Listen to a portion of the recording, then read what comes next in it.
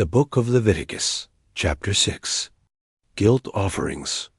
Then the Lord spoke to Moses, saying, When anyone sins and acts unfaithfully against the Lord by deceiving his neighbor, companion, associate, in regard to a deposit or a security entrusted to him, or through robbery, or if he has extorted from his neighbor, or has found what was lost and lied about it and sworn falsely, so that he sins in regard to any one of the things a man may do, then if he has sinned and is guilty, he shall restore what he took by robbery, or what he got by extortion, or the deposit which was entrusted to him, or the lost thing which he found, or anything about which he has sworn falsely.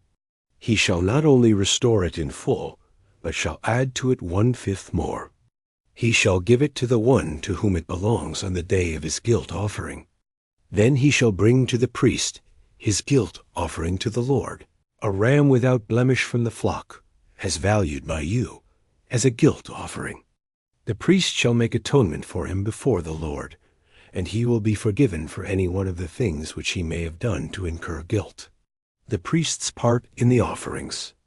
Then the Lord spoke to Moses, saying, Command Aaron and his sons, saying, This is the law of the burnt offering. The burnt offering shall remain on the hearth, that is on the altar, all night until morning, and the fire is to be kept burning on the altar. The priest is to put on his linen robe, with his linen undergarments next to his body. Then he shall take up the ashes of the burnt offering, which the fire has consumed on the altar, and put them beside the altar. Then he shall take off his garments, and put on something else, and take the ashes outside the camp, to a ceremonially clean place. The fire on the altar shall be kept burning. It shall not be allowed to go out. The priest shall burn wood on it every morning, and he shall arrange the burnt offering on it, and offer the fat portions of the peace offerings up in smoke on it. The fire shall be burning continually on the altar. It shall not be allowed to go out. Now this is the law of the grain offering. The sons of Aaron shall present it before the Lord in front of the altar. One of them shall take up from it a handful of the fine flour of the grain offering, with its oil and all the incense that is on the grain offering. And he shall offer it up in smoke on the altar, a sweet and soothing aroma, as the memorial offering to the Lord. What is left of it, Aaron and his sons are to eat. It shall be eaten as unleavened bread in a holy place. They are to eat it in the courtyard of the tent of meeting. It shall not be baked with leaven, which represents corruption or sin. I have given it as their share of my offerings by fire. It is most holy, like the sin offering and the guilt offering. Every male among the sons of Aaron may eat it as his share.